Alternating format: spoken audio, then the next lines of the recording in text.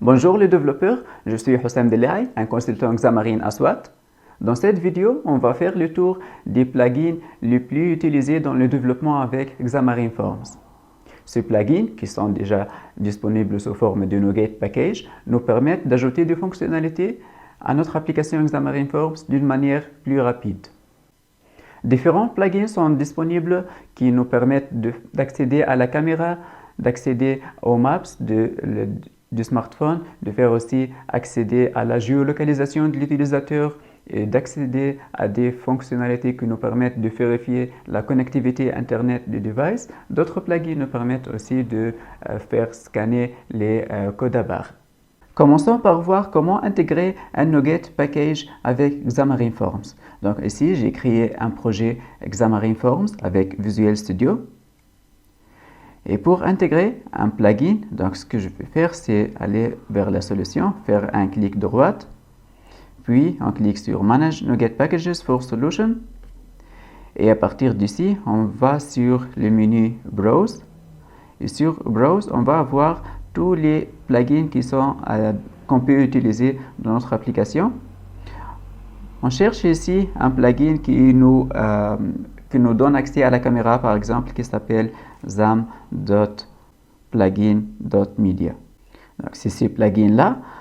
Maintenant, pour l'installer, on doit ici choisir de l'installer dans les 4 projets. Donc, il ne suffit seulement de l'installer dans les projets PCL, mais on doit l'installer aussi dans les projets Android, iOS et UWP parce que les plugins, ils ont des fonctionnalités spécifiques ou du code spécifique pour iOS, Android et UWP. Et la partie du plugin qui se trouve dans le PCL, elles servent donc à faire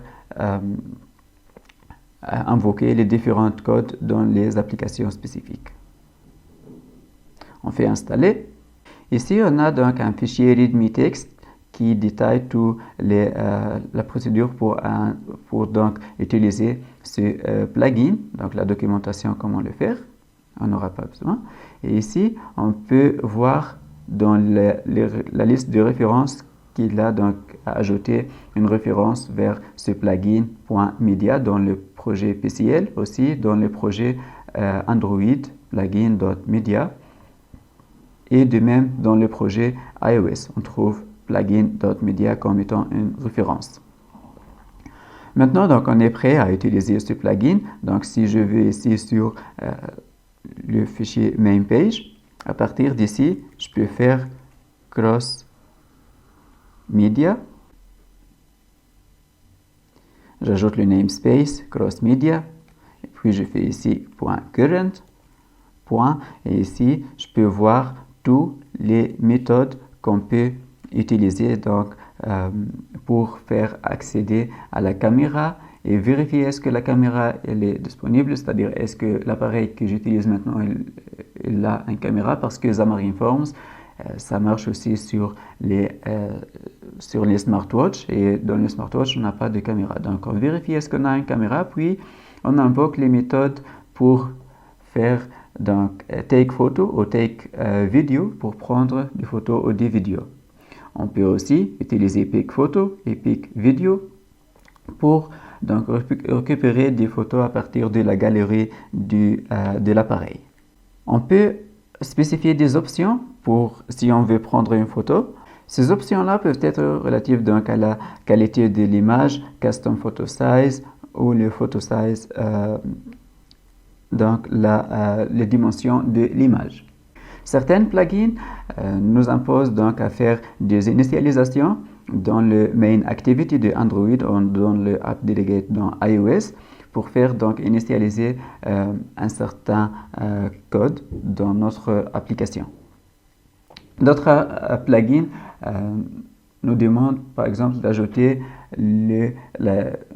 et d'autres plugins requièrent ajouter des permissions dans la propriété de Android. Par exemple, ici on a le Android Manifest, donc on doit cocher certaines permissions pour pouvoir utiliser le plugin. Donc vous trouvez bien sûr toute la documentation sur comment utiliser le plugin dans la page GitHub. Commençons par notre premier plugin qui est ici le Media Plugin qui me nous permet de faire accéder à la caméra pour prendre des photos ou des vidéos ou même faire choisir des vidéos et des photos à partir de la galerie du smartphone. Media Plugin est disponible en open source sur GitHub sous ce lien-là. Comment l'utiliser? C'est simple. On a donc l'objet Cross Media qu'on utilise pour vérifier est-ce qu'on peut faire des photos ou des vidéos à partir de l'appareil. Et puis, on a les méthodes Take Photo Async pour donc lancer l'application de caméra et prendre une photo. Ensuite, on peut récupérer une référence sur cette photo et on peut même choisir où enregistrer cette photo. Et aussi, on peut choisir les noms qu'on peut attribuer à cette photo. Notre deuxième plugin, c'est le Geolocator plugin et on utilise ce plugin pour récupérer la localisation de l'utilisateur. Donc, on peut récupérer la longitude et la latitude de l'utilisateur. Il est aussi disponible sur GitHub avec les informations sur comment utiliser ce plugin. Donc, pour l'utiliser, c'est simple. On a l'objet Cross Geolocator qu'on utilise donc pour invoquer la méthode getPositionAsync. Celle-là, elle va retourner la longitude et la latitude, les coordonnées GPS de notre utilisateur. Ce plugin nous permet aussi d'avoir la localisation de l'utilisateur à partir du cache, c'est-à-dire la dernière position détectée de l'utilisateur.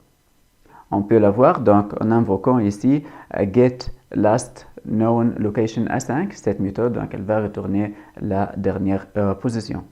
Geolocator nous permet aussi de faire suivre la localisation de l'utilisateur. Si l'utilisateur est en déplacement, on peut connaître seconde par seconde quelles sont donc les nouvelles positions de l'utilisateur et c'est en utilisant l'événement Location Changed. ZigZing est le plugin le plus reconnu qui fait donc scanner les barres à code. Donc, on peut retrouver le code source de ce plugin sur GitHub avec tous les détails sur comment l'utiliser et l'intégrer dans notre application Xamarin Forms. Et pour l'utiliser, c'est simple. On a juste à instancier l'objet Mobile Barcode Scanner et puis on invoque la méthode scan et celle-là, elle va retourner le code à barre de l'objet qu'on vient de scanner.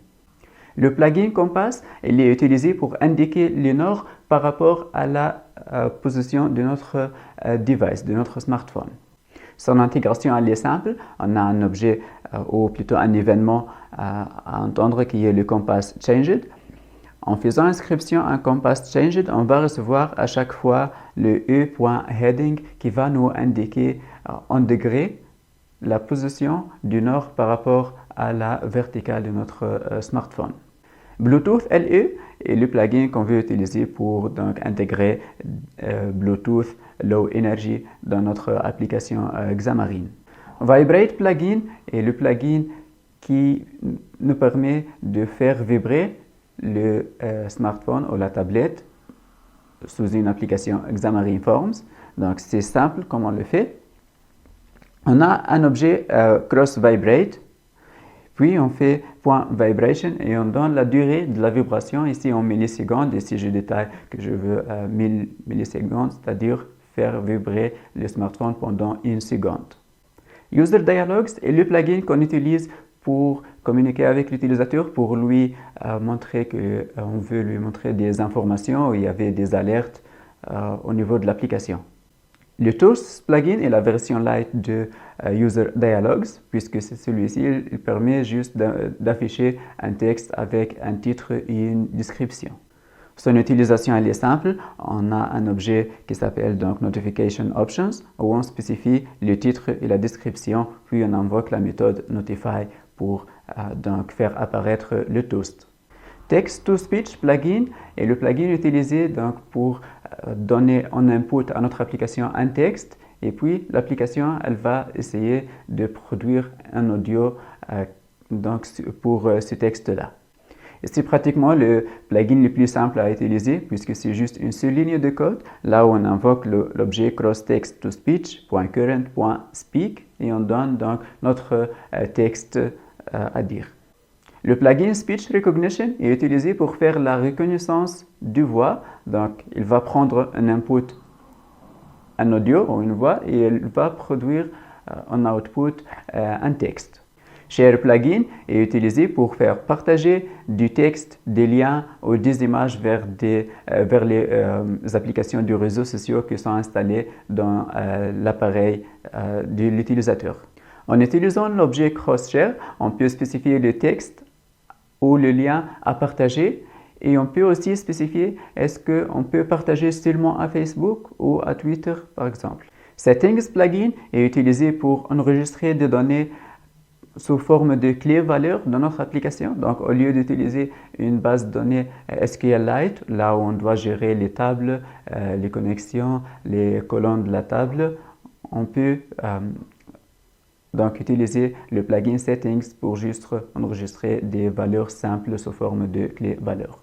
Local Notification Plugin est utilisé pour afficher des alertes à l'utilisateur, des alertes qui sont planifiées, c'est-à-dire je peux lui afficher un texte après 2 heures de maintenant par exemple. Geofences est le plugin utilisé pour faire inscrire l'application au déplacement de l'utilisateur. C'est-à-dire, je peux dire à l'application, tu me notifies si l'utilisateur est dans sa maison par exemple. Comment l'utiliser? Donc, on utilise ici l'objet Geofences et puis la méthode Start Monitoring donc pour commencer à traquer la position de l'utilisateur. Donc, on peut connaître sa maison où elle est localisée dans un diamètre de 1 km par exemple. Puis, Wire Up to Notifications, donc c'est on dit à notre application, tu nous notifies si l'utilisateur est dans cette position. FF Image Loading est le plugin utilisé pour gérer le cache des images dans notre application Xamarin Forms. Il peut enregistrer des images dans le cache de l'application. Il peut aussi faire des transformations sur les différentes images pour appliquer des effets comme le Blurred Effect, le Rounded Transformation, Corners Transformation, Crop Transformation et plein d'autres transformations qui sont utiles dans notre application. Le plugin Xamarin Fingerprint il est utilisé pour donc avoir les informations sur le fingerprint de l'utilisateur, donc ce qui lui permet d'unlocker certaines fonctionnalités de l'application par exemple. File Picker plugin est utilisé pour accéder à la bibliothèque aux différents dossiers dans notre appareil mobile pour accéder par exemple aux images, pour accéder aux vidéos, à la bibliothèque de son. PCL Storage il est utilisé pour faire la gestion des fichiers dans notre application. On peut à partir de cette plugin faire créer des dossiers, créer des fichiers et manipuler ces fichiers donc en faisant des écritures et des lectures sur ce fichier.